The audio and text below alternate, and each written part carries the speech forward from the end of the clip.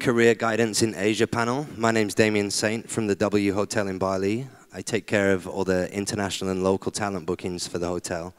I also take care of the W Sound Suite, which is our in-house recording studio. A couple of times a month we donate or give away free studio time to promote and grow local young fresh talent. We've also just kicked off a masterclass series last week with Sasha, which went really well, and we're going to be doing more of those, so keep your eyes open. From today's panel, Career Guidance, we hope to bring some insight on how to build, benefit, and grow your name as a brand in Asia. So let's start with some introductions. On the end, tell us who you are, where you're from. Hello, my name is Unity, and I'm signed under Mix Mesh, and I'm from China. Yep. Okay, I'm James. I'm Brett. How you going? We're Rave Radio from Australia. We've been touring Asia probably for the last 2 years now, pretty heavily, and we're kind of starting to grow outside of Australia in Asia. Yeah, you pretty much said it. My name is Mija. I live in Los Angeles, California. Been touring Asia for probably about the same amount of time, about 2 years now. Hey, what's up? This is Laidback Luke, DJ and producer. Kung Fu artist. Yeah, you know it. Family Guy. And Master. yeah, I've been touring Asia for ages. Probably 10 years now, something like that. Hi, my name is KAKU. I'm actually signed to A2 Live, one of their artists, and I've been touring Asia for the past 6 years. So although this panel is about career guidance in Asia, we've got artists from across different territories. I want to ask, how does growing your fan base differ from territory to territory? Unity, we'll start on the end with you. I think social media, like in China, there is a social media called Weibo, which is the same like Instagram, Facebook, and then like I think it's all the same, but the difference is like the platform to grow a fan base. So yes. Very social media based. Yes. How would you have grown a fan base like pre-social media? It seems a lot of artists are really dependent on that now. I think if you can send something like you need to keep your like social media active, and then so you're sending more like you post so many like interesting things up there, so the people will notice you and then they will follow you. Like I'm going to touch on more social media later and how it's you have to stay relevant with it. Rave Radio. Essentially the same question, yeah? How to break into it. Same question. I mean, I'll probably take off what he said in that social media has been really pivotal to us kind of breaking outside of Australia. Super competitive down in Australia. Anyone from Australia, raise your hands. Any Aussies? Oh, okay. there's one. Guy down the back. There you go, mate. He's trekked it out. That's good. So we started probably almost 6 years ago now when we first started Rave Radio. And at the time, it was super competitive. Everyone's writing the same kind of music. Everyone's copying each other.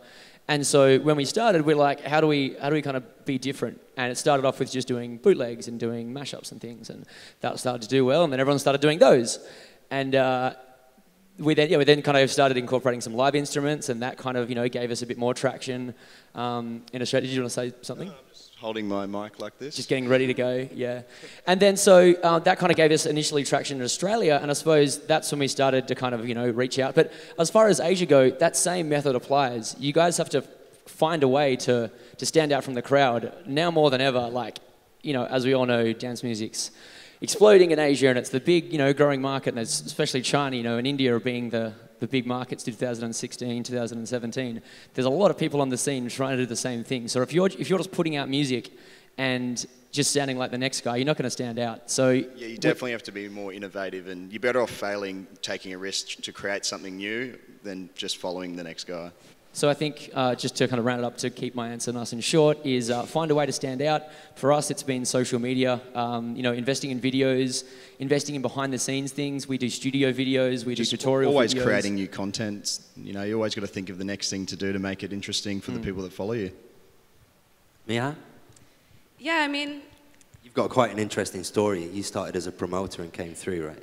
Yeah, the way that I see it's different is because out here for me, it's like I'm just trying to get in front of large groups of people to recognize the music that I'm playing, the music that I'm putting out, and to really get myself known out here versus growing myself in the States where I grew up. It was all about curating my own parties and keeping things really intimate and like creating atmospheres more than trying to like become like a superstar DJ. Got you.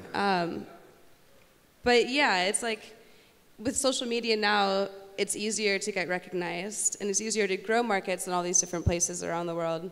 But without it, like you would have to just create your own little communities and like grow it organically that way. So that brings me on to Luke. Now, you've had a very long, successful career pre-social media. How do you think that compares, you know, what was it like growing your fan base pre-social media compared to now it's essential? It's quite scary, I feel. Yeah, so I'm just going to answer this question not as an artist, because I think they pretty much spoke about that, but I'm going to talk from the business side of things. So the way the industry really works is when you have, you're in touch with like the, how do you say that? It's like the upper layer of the industry. So if you know like the agents and promoters and well, managers. You know, we'd get into like the agents and promoters type of realm. But what I'm trying to say is, so if you have all these connections with like the guys that are on top, like social media, but TV, you know, the people that run the record companies, the big promoters, not just a small promoter. So like the upper layer of every country, pretty much. And in every country it works like that. So when I broke through, I first got into those layers in the Netherlands, and all of a sudden, you know, I was in touch with like all these famous Dutch people, but the big head of like the Sony record label and Virgin, and I knew all of them, like MTV and, you know, MTV, I'm really old. But I'm with you. When they used to play music on MTV. But in every country you have these circles where like the top resides, and same goes for if you try and go into another country, you'll need to have the promoter of China or the promoter of Thailand. You'll need to have like those connections in order to make it, and you can have like the best Instagram and social media content and always putting out stuff, but if no one gets to see it, if no one is actually behind that and pushing your name, no one will get to see it. So it's like a two-way thing, and I think the essence still is to be in touch and to try and network and with those higher circles. KAKU, anything you want to add to that about growing your fan base and how you got started?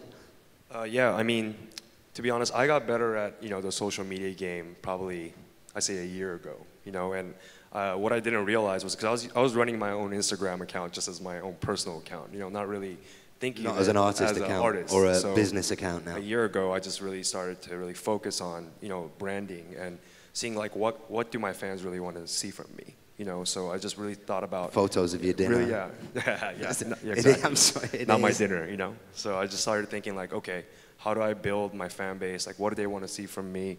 Whether it's the music that I'm, you know, producing or the shows that I'm playing. And so I'm very selective now, I think, with every single post that I make, you know. And so you have to kind of like create an image of your artist, you know, like an artist. Yeah, you're a brand. It's like, yeah, you exactly. know, so I like think Coca-Cola or Nike or. Yeah. So I think branding is like the key thing for, I think, all of us artists now on social media. Okay, cool. Well, let's jump on to the next question. There was a panel yesterday about being discovered, the nature versus nurture. But I want to touch on how do you stand out from the crowd these days in such a saturated business? DJing and producing is so accessible these days, even from, you know, having a laptop with Fruity Loops or Ableton, or, you know, it's easy to get the gigs, and, you know, how do you stand out from the crowd? Personally, I think how you stand out from the crowd is like your show. One is like your show. The second is like your production, like the songs that you send out, and then does it really sound like different from the others? And then also, are you making like more creativity in your shows that can attract people to your show? You know, like getting more fan base, something like that. And then, so the people will remember you, like because you have so many different things stand out from the others. So, yeah, I guess so. Like making an impact. Yes. Rave Radio. I'll quickly say something like Brett talk. We actually kind of first got known. You're the spokesman for the group. He's actually my mom. I'll quickly say something, he can chat. We kind of actually, one of our first songs got signed actually by Laidback Luke to Ones to Watch. So, I mean, send your tracks to Luke without plugging in too much. But look, but that actually happened, and being honest with you guys, and Luke, we were actually sending music to labels for like 6 months, just like everyone probably did in this room. And we still send tracks to labels that get rejected.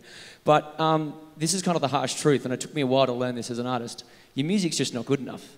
And I don't want to sound like an arsehole, but the first probably 8 or 9 songs that I sent out, we thought they were awesome. And then you send it to like an A&R guy and you might get like 1 reply and they'll be like, yeah, it's okay, but really it kind of sucks. I think too, for artists when they're starting out, you just can't get too emotionally invested in the songs that you're making. You can't just be like, this is the best thing that's ever been made. And, you know, because then when you get knocked back, you take it really personal, and sometimes it's just hard to like move forward, I find. Yeah, so once you've kind of had that initial foot in the door, you've just got to kind of keep pushing. I suppose if it's a full-time job for you guys, it's a little bit easier. A lot of DJs, you know, have kind of day jobs and they'll produce on the weekends or whatever. Be disciplined, you know. Before we went full-time, we all both had day jobs, and every night I'd work on music and trying to finish a song a week, and you know, building your sound that way. Another thing Brett and I probably did wrong, and hopefully you guys can learn from our mistakes, is not developing a sound early. We were putting out music that sounded like everyone else. Kind of back when Melbourne Bounce was big, you know, we'd put out songs that sounded like I definitely think now with the whole EDM thing, everyone thinks there's some kind of formula to be successful at. Like, a lot of people forget the business is music and DJing, and there's only so much you can imitate before you actually have to produce the talent. Before you get caught out. Yeah, well, we're here waving the social media flag, but like at the core of it, we do put out music, and music's our like people kind of can thing, buy those MIDI packs now. You can literally just here's a song. Oh, it's insane. But imitation has no longevity to it. No. Exactly. Yeah. So if you can find original sound and find original style that's true to you, you're going to get noticed. And that goes back to take a risk. Just make something that you personally are proud of, and you're better off doing that than just making something that's already out there. And one quote I'll leave you with, so these guys can talk, so don't talk the whole time, is if you're making music that sounds that's out right now, you've lost the battle. You've lost already.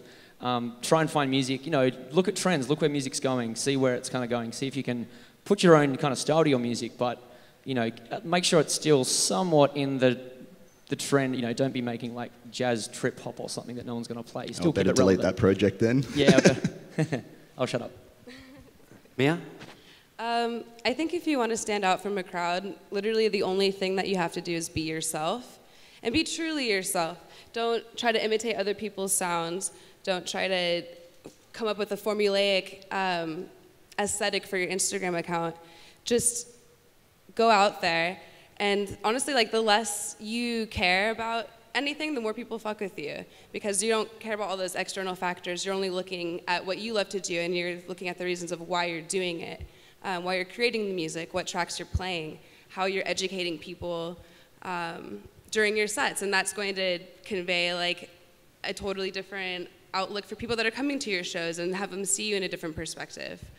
I definitely think when we started, we were too worried about trying to be something certain, yeah, and then we just stopped caring, common. And then that's when things started coming together. Literally, the second you start giving a fuck what other people think is when people don't care about it anymore. It's so true, yeah. When you forget about it completely, that's when people are looking at you like. Luke made a good point in the other room too. You know, if you make music that's true to you and you're really happy with it, and you might spend, you know, a whole week on a song, and you know this is the best song you can make, that's awesome. Like that's really good. That's where it's at. If you can stay true to your music, then you know it's something special and different. And I can't stress this enough. If you are a new artist signing your first song, you only really have one shot at first impressions. If Luke gets a song from some DJ and he doesn't like it and he sends him another song, chances are he probably won't open it. He's not going to open the email, yeah. It's true. You guys are talking about me like as if I'm not here. He's not here. Sorry. But Mia had, actually she stole my answer, but I definitely agree that you should just be yourself. And the cool thing about you is that you are unique. Every one of us is unique. And although most of us are cattle, it's okay. You know, within the herd, you are unique. And it's that uniqueness that will have you stand out and become a leader. Like, you know, obviously, when you are not conform, that's actually like cooler. I once worked with a singer. We signed them to my Mix Mash label. I knew her for about 1.5 years. We were sitting in the studio in LA once, and we started talking about kung fu, and she's like, "Oh wait, you really do kung fu? That's just not like, you know, your marketing, your selling, image. your unique selling." I'm like, dude, that's my passion. And this passion, if that's ignited in you for what you are and what you stand for, this will always carry out to other people. KAKU, how do you stand out when you perform? Yeah, I mean, like going along with what Luke and Mija said, I do think that you have to be true to yourself. You know, to be honest, I've been touring Asia pretty much like my whole professional career. And back then I was kind of afraid to kind of play the real music that I wanted to play because, one, if you're playing very underground here, you probably won't get booked by all the big clubs, right? So that's been a big challenge for me, and to overcome that, and now I'm really, to be honest, producing the things that I really want to actually play. And now that I feel like the Asian market has really grown the past couple of years, I'm not really scared anymore, you know, and I'm really like gaining a fan base now, and through the music that I'm actually like wanting to play and produce. So I think back then when I first started my career out in Asia, it just wasn't ready. You know, the market was very new. 6 years ago, I'd say, like, you know, I was an open format DJ most of my career, just like touring the Asian regions and some of the US, I guess. But you know, now it's like this year has been a crazy year. I mean, I spoke at IMS last year, and a year from now, a year ago till now, it's just like the growth has, it's just been amazing. So congratulations. Thank you. So we've spoke about the productions and signing your first track. It sounds like Luke has signed everybody, and he's responsible for all their careers. Once you do break through and you get that first track out there, or you do get your first breakthrough gig, how do you stay relevant with so much competition? And I know this is going to come back to social media again and again. You're right, the social media, but... I got to flesh this out. No, the thing is, I don't really know how to, like, answer this question, but the thing I want to say is, like... How do you stay relevant and consistent? Yeah, I know. The thing is, as long as I can make my music and there are a lot of people listen to it, like more people will listen to it, then that's my thing. I mean, yeah, that's my passion. Like, yeah. Rave Radio. Okay. How do you stay relevant? Yeah, how do you stay relevant? Look, we've been going for 6 years, which in contrast to other people on this panel is nothing. So I think Luke's probably the best to stay relevant because he's like one of the godfathers of dance music. But you know, we know you do. So I don't feel like I can answer this to stay relevant with these guys on the panel. But look, for us, we've always tried to stay relevant in the music we play in our sets. We're scouring the web every week. Every week we update our shows, so we always have the latest edits, latest tracks, because I find a lot of DJs just get stale and just keep playing the same set each city they go to each night and don't really put the effort into, you know, yeah, on top of it. I remember when Beatport was kind of, you know, really the thing 2 years ago, like you'd go to festivals and hear the same song and the same set and the full extended mix, and you'd just be the same as everyone else. So, you know, don't do that. But to stay relevant, you know, moving forward, you know, stay on. It might be a little bit hard in China, but 1001 track listings, a great point of reference to see what other people are playing, seeing what kind of, you know, genres and music's breaking through, upcoming tracks that are getting played. You can always track them down. And for your own music, I suppose just always try push the boundaries. We got a record deal end of last year, and it only came from when Brett and I went, you know what, let's just throw in let's just start again and totally reinvent the wheel on what kind of music we want to write. And then since then, our music's and our careers kind of shot up over the last 8 months, and it's, I don't want to repeat myself, but it's finding your own sound, and instead of following trends, you're kind of making your own kind of style, I suppose. How's that for an answer? Very good. Yeah. Mija, staying relevant. I think relevance is kind of like an ebb and flow. It'll go up, it'll come back down, and it'll go back up, and it'll come back down again. But I don't think that should be like the main goal. I think the goal should just be evolving as an artist, as a human. And I think people will resonate with that because we all change. I don't think that artists should be like afraid of having to come up with an alias just because they want to make a dubstep track, even though they normally make trance music, you know? And I think that's how you stay relevant, and that's how you stay relatable to people. And just, broad. Yeah. Luke, you've been relevant for... I've been doing this 20 years, and I knew your name when I started out. Well, give us a rundown. Yeah. So, how do you stay relevant? Were you a producer or a DJ first? I was a producer first. Okay. Yeah. It's not something that that I consciously am aware of. I do move with times, and I'm still like in the middle of the fire, and I love it. And I think it's indeed evolving like a human, and as an artist, that if you just stick in there with the same type of passion. So, for instance, I would never take anything like what I've accomplished for granted. Every single day I try to prove myself again that I'm worth this. And, you know, I love working as hard as I did coming up as I do now. So sometimes you have artists, you know, they come up and then at a certain point they hit success and it's like, okay, so they made it. Now what? I had this in 2004 where I scored a big hit in my country. I was like #1 in the country before Justin Bieber even, and I was like, okay, so I made it. For a year, I just hung out with my friends, and I was like, oh, enjoying my fame and this and that, and taking pictures with people on the streets and everything.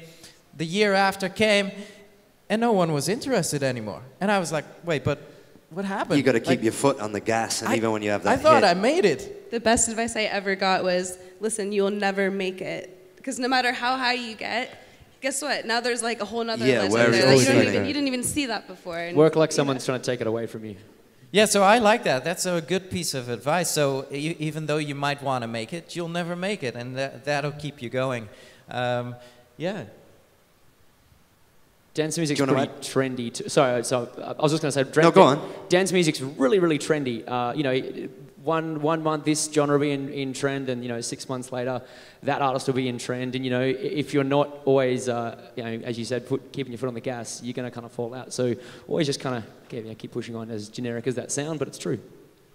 KAKU, you want to add?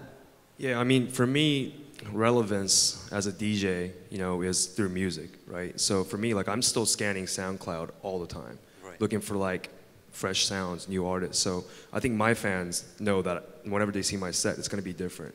I always introduce new stuff, and honestly, that's what being a DJ is. So sitting next to someone like Luke, who really I look up to, you know, like in terms of like DJ sets and stuff. I still, you know, really watch all your sets and stuff. So for me, it's like this is what being a DJ is all about.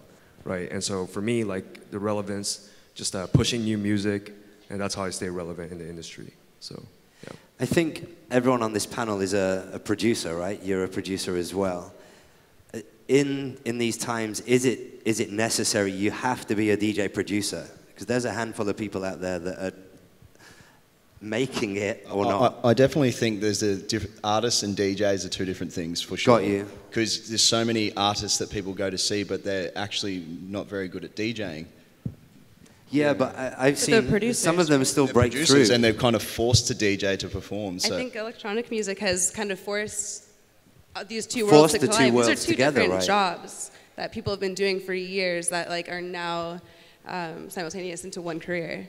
I think the question, DJs trying to produce and producers trying to DJ. And yeah, I think the question should have been, if you're not producing music, then what would be your advice to people trying to make it through who just want to be a great DJ? There's people like Jackmaster and a bunch of other people that are becoming successful off, you know, launching a label and not being a producer, or throwing their own parties or just being a DJ. I think DJing now is extremely pop culture now too. Like, if you want to tour, you really need to have songs because it's basically a business card, right? A song. So if people want to book you, they'll be like, why? So if you're not making records, you kind of because almost blocked in all out. these countries you go to, there's awesome DJs everywhere. Like, it's you know, this music is what is your point of difference. And to maybe take on what Brett said, and probably to answer the question a little bit, if you can't produce or don't want to produce and just be a DJ, I think there's a lot of other ways to win now in 2017 to kind of get known, whether it be, I don't want to harp on about social media, but maybe you can do like... We're going to go on about social media. Okay, right, okay, well,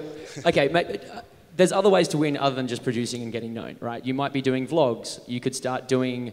I don't know, if you're producing, you could do like tuition videos. You could have a radio show or a podcast. Yeah, like kind of finding other ways to kind of get a following, and why do people want to follow you? If you're not going to be an artist and you choose to go that way, find a reason other than just DJing, because DJing's kind of like the easiest part of it all, and it's got to be something else. I'm just trying to scan the depths of like the long breadth of dance music here, and how I got to know these awesome DJs like Eric Morillo and Sven Veit and all those dudes who are real DJs and not necessarily known for their productions. But I was scanning, and I all of a sudden remembered that Eric Morillo had his big success after I Like to Move It came out.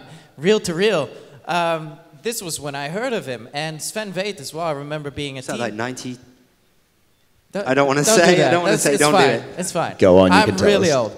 But Sven Veit, for instance, as well. When I was a 14-year-old kid, I heard from him, seeing him on TV on his video clips, like swimming with dolphins. Was this awesome track that I loved, and ever since then I knew of Sven Veit. So I think it's not a new thing that DJs get associated with tracks. But I would love for more real DJs to headline the main stages and everything. And I think one really cool hack for, like, if there's any real DJs out there that, you know, want to dabble into production, don't really go and dabble into production. Just latch on to a kid that loves to be in the studio. Put your name next to him, preferably your name in front. Don't make it like a secret that you know nothing of producing, that you're just hooking up with this guy. He produces your tracks. You're sitting next to him, producing them. And if it's not a secret, then it'll never be like a taboo. So one of my prime examples always is Bassjackers. Everyone knows the one guy is the DJ and the other guy sits in the studio, and that's fine. That's literally James and I. I'm trying to figure out why it's a taboo, because if you think about like the most common popular music, pop music, you have how many people? You have a team of writers. Yeah, you have like the Michael writer, Jackson you have wrote the Thriller on his own. You have the guitarist, and like they're just cranking out songs. And of course, like that works really, really well for the mainstream. Yet when it comes to electronic music, there's a huge taboo. Right? It's like you have you know, the secrecy of it, and I guess and I always call a lot of the EDM DJ Lil Princes. Because it's the Lil Prince ego mentality that says, oh, you know, you have to be this or... No, man, just be real, just be true. Yeah, and be open. Be open, and then it never gets to be a taboo. I listened to the new... Well, there's an RA podcast, RA Exchange, with Lee Burridge. He's very open about having an engineer and, you know, working together with an engineer. He claims to give it more reverb or just turn it up, and he's very successful as well. KAKU? I think nowadays you're as strong as you are like with a team that you're involved in, right? Yeah. I think this is the reason why you build a label. This is why you build a collective, so that you know, can make music with each other, you know, feed off it. Like look, for me, I was always a traditional DJ. I got into DJing because of guys like DJ Craze, A-Track, right? And like for me, DJing was turntablism. So for me, like that was why like I wanted to DJ. But now I feel like you have to have your own tracks to have an identity now, you know. Did you find that your career wasn't growing until you started producing? It definitely plateaued, right? Yeah. And there's a reason for that, because you know what? People have to identify you with your song, sound, right? Yeah. So now I obviously had to like go into the studio, learn how to produce, and really make my own sound. Did it take you long? It did, yeah. I mean, did you take a course, or did you self-taught? Well, actually, this year, at the beginning of the year, I actually went to LA and spent like 4 months in LA and just like lived in the studio for 4 months, you know, and was working with a lot of people in LA, just like kind of vibing off of them, learning how to produce, and really made a lot of music that's like gonna start coming out this year, you know. So I had to like get out of this whole like DJ mindset and really think like get into studio engineer exactly mindset, yeah. Right. And it's you know, it's very, very challenging for sure. You know what? I'm just wondering, thinking if DJ AM would still be alive, if people wouldn't know about him. like, you know, so because he's undeniably like he's one of the the greatest. But even like Carl Cox, how does Carl Cox stay relevant? He's just Carl Cox. I know. Yeah. I know. Oh yes, oh yes. But so there are examples of people that don't put out music who are just known for what they do. There's actually a guy in Australia called Ember who went down that road. Sorry, what's his name? His name's Ember, E-M-B-E-R.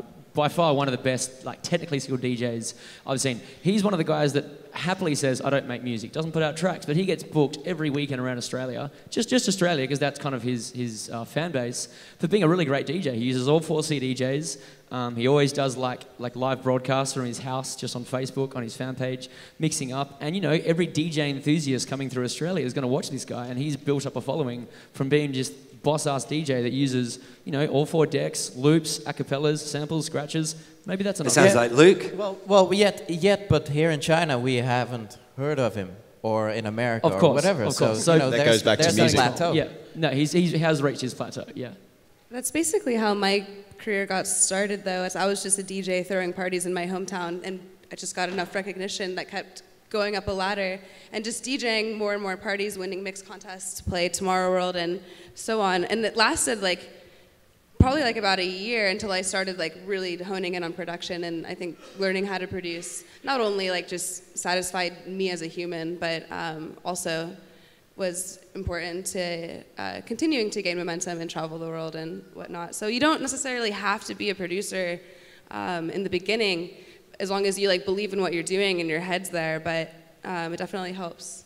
Yeah, I agree with Mija, because when I was 14 years old, I started to learn DJ, and then I think there are 2 ways to be success. You can rather be a producer as well. You can also get into a DMC, which is scratching. Yeah. And then the living legend right now is Qbert and DJ Angelo. They're both my favorite DJs back to the 2007, 2008. So I think there's no necessary to be a producer to, yeah. I think maybe learning the production element, it sounds like it's important and it's crucial, but it may dilute your skills as a DJ, Yes. like Ember, for example, who focuses on the performance aspect of being a DJ. Okay, so next I want to talk about, we've obviously established that social media is crucial to your career now. How many of you run your own social media, and do you feel that spending so much time keeping up with Facebook, Instagram, Snapchat, WeChat, I know, Luke, you've got a very successful vlog, maintaining that, do you think it swallows up some of your creative time where you could be practicing your craft? Can I get a question again? Sorry, I didn't. So, He wasn't listening. Say again? We've established social media is crucial. You've got to have it. But if you're maintaining it yourself, there's so many platforms now between Facebook, WeChat, Snapchat, Instagram, and a vlog as well. Does that time maintaining those social platforms eat away at your creative time where you could be learning to be a producer or sharpening your art? Just very simple, because he really doesn't get it. I'm sorry. Spend time on Weibo or spend time on production? Both. Ah. Can I say both? Okay, then produce maybe. And WeChat. Yeah, WeChat. But maybe less WeChat, more production. Yeah, of course. Do you find it as a distraction? I know that I could be in the studio or, even playing a set and the room might be quiet and you get an itch to reach for your phone and see if it's updated. Yeah, Swipe, Carter swipes there you go. right with That's everything, That's by the not way, me. people. So I think I will just go with Luke, because I rather spend more time in production instead of social media. Do you take care of your own? Yeah, of course. And then if you check my Weibo, I will just post some what I generally do, my life. But I didn't post so many things on production. I won't take a phone and record this is my new song, this is my ID, and then everybody check this out. Do you like it or not? I won't post something like that. I will just finish a track and then send to Luke and then mix mash, and then after that I'll just live my life in it like that. I think I should ask, at what point do you decide to try and hand it over to someone else to take care of your social media? Luke?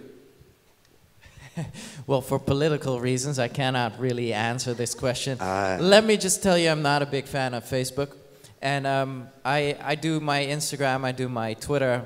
Obviously, I do the vlog, which coincidentally would be like a fantastic like management decision because vlogging is so popular right now to, hey, why don't you spend your time vlogging? With me, it was a different story. Actually, 3 years ago, my 11-year-old son came into my house and he's like, Dad, you gotta check out my vlog. It's on my YouTube channel. And I'm like, wait, what? You have what? What? You're 11, you have a YouTube channel? What's a vlog anyway? I have no clue what you're talking about. Then he was hooked. So he showed me all this footage he shot about his life on his little iPhone. And I was like, dude, but who edited this for you, you know? And he said, you know, he learned it himself. And I thought, wait a second. So in that time, it was super popular to have all these DJ after movies coming from the private jet, like in slow motion, and then jumping on a festival stage with all like CO2 in slow motion. And I was like, I can't do that. That's so fucking cheesy. So when my son showed me this vlog, I was like, wait, so now I can really make it like really personal. Started to dive into it. It was such fun. And right now I meet tons of people that say, oh, you know, I watch your vlog and thank you for the content and we learn so much from it. And that's like really rewarding for me that people actually have a look and they learn stuff from that. So I do notice right now that I do spend significant time on it and that it does take away from my studio time. And it's a tricky thing with social media. For instance, I am very active on Twitter, but I have this one rule for my Twitter is that so whenever I'm in the studio producing music and my ears get fatigued, I'll just go on to Twitter and I'll just give myself like 5 minutes or 10 minutes. Then when I press play again, I usually hear like what's going on with the track, and so I kind of use it to my advantage in that sense. We're getting short on time, so I want to touch on my last topic here. The likes of IMS College, Red Bull Music Academy, and Burn DJ Lab and Studios have mentored and given a platform for such artists as Daniel Avery and Vonda 7, who have participated in these programs to break through and go on to be very successful with touring and record releases. What do you think about the future of mentorship programs, and should we, as you know, if you're starting out or industry veterans, be involved and developing more of these programs to give young talent that's trying to break through a leg up onto the ladder with some guidance? I can start first? Yeah, go for it. Yeah, so I think it's great, and then like Luke, if there's a chance I got meet with Luke, I will ask him so many questions that because you know he's been in this industry for so long, and then a little while, and then like so he can nearly answer everything for me. So if I got a question in my mind, I would just go for it, like Luke, and so. How does this work? How do you do on this, like when you got into this situation? So I think it's great. Luke, to go back to you again, because you've been in the business a long time, what are your thoughts on this? Do you think there should be more mentorship programs and, you know, guiding and giving advice? Your vlog is great and it gives people advice with everything from production to your tour diaries and so on. How could this... I'm going to share one of my nightmares with you. Uh-oh. Every single day I wake up thinking dance music is over, thinking no one wants to be a DJ anymore, thinking producing sucks and you know everyone will just become singers again or will become famous vloggers, for instance, and that everyone doesn't pay attention to the dance scene anymore. And the only way we can keep this going is to keep on inspiring the new generation to hop in and join us for this amazing ride. And this is why I do the mentorship, because I want to share this experience and I don't want to have it die out. And yeah, this really keeps me going and passionate to share. No, I want to give everyone an opportunity, and it's really up to the person themselves to step up and to reach that. Put the effort in at the same time. Okay, I think we'll go over to the floor and ask some questions. We've got 5 minutes left. Is there anyone with any questions? Can we get a mic to him? Can you stand up, tell us your name? Yeah, of course. My name is Ilya, and question to Mija. I heard of your new single with Billy Kenny called Ape Planet. So can you tell us when it's gonna come out? No. Please, come on. That's such a big No, I literally don't know. We just like wrote that track, and I've just been playing it because it's really fun. Man, there's so many tracks that just never come out. That one will come out for sure. I don't have a timeline yet. 2020. Luke's gonna I know we're making art for it though. Okay, so. then will you cooperate with another like tech house, techno artist? Totally, man. I love tech house. Any more questions? On collabs too, like I'm assuming you guys are all kind of upcoming DJs and producers. The more collabs you guys can do, the better. You learn off other people. You can grow each other's fan bases. To give you just an example off the top of my head, we just put out a bootleg of a Chainsmokers track like last week. We met these guys called Bows. Ironically enough, KAKU knows the guys, but we met these guys on a blog and put the bootleg out, and we literally did something on Facebook called cross-posting. We both post each other's video, and we're immediately introducing them to our followers, and then vice versa for them. So just a random tip, collab as much as you can. Anybody else? Surely there's someone out there. These lights are pretty bright. Question? Oh, one at the back there. Can we get a microphone? There we go. Hey, how's it going? So, Unity mentioned that one of his favorite DJs was DJ Qbert, coming kind of like through the history of dance music. And I was just wondering how you draw from your inspirations that might be older, and how you still manage to stay new and relevant while still using those older inspirations. I think it's really hard for me to answer because actually, I have to be honest with you guys. I really don't get what the question is. So can you ask the question again? Can you simplify I'm sorry. My English is very bad. No, we'll get him to simplify. So like a lot of you guys, you've been in the industry for a while, and you're inspired by, you draw inspiration from older figures. But how do you take that inspiration and then stay relevant and keep making new music? So you love Qbert? No, I love you. Thank you. He's in our room 1713. Thanks very much. You can come to my room later. Some bromance. Oh. No, I was saying no, sorry. Kung Fu's ass. So you love Qbert, you love my technique. How do you do your technique? Well, that's the question. Keep it clean. Sorry. I've been watched so many videos from Qbert, which from his scratching, and then, learning from Qbert is basically impossible if you're gonna learn his skills, because his skills is very unique. And then watching like Luke's like video, because it's like about mixing, so I can barely see everything out there, which is difficult too. And then, I would try to learn a little bit, and then try to get the skills into my own set, and then. Yeah, I think it's I think you find too, when you see someone else, you get an idea off their idea and then take it down a different path as well. Yeah. You're a technician, right? So how do you do that? No, I mean like hip-hop DJs, right? I think the difference between, let's say, like a house DJ and like a hip-hop DJ is the way they present the tracks is very different. Like, I still really love watching like Red Bull 3 style. There's a new one A-Track did, it's called Goldie Awards, right? Dude, some of the way that these guys present the songs is ridiculous, so I try to put it into my sets, learn a little bit, craft my own, I guess, style. But yeah, so that's...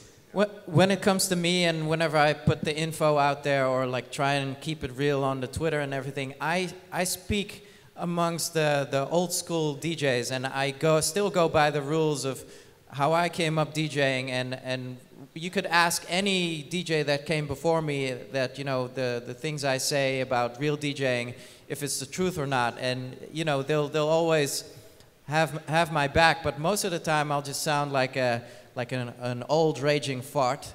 But I really think it's important to keep the art of DJing alive, and that's what I'll always try and do. I definitely think the fundamentals have never changed. It's all this other stuff is what you have to do now, but it's still the DJing has never changed from day one. And having a good song as well. I'm sure it's been mentioned as well, but you know, the cream will always rise to the top. I think that's the quote. You know, have a great song as an artist, and you know, practice your skill as DJing as much as possible. I think that just goes anyway. Just always practice your craft. Great. Well, we're out of time. That was Career Guidance in Asia Pacific by the artists. Thank you very much. Give these guys a round of applause.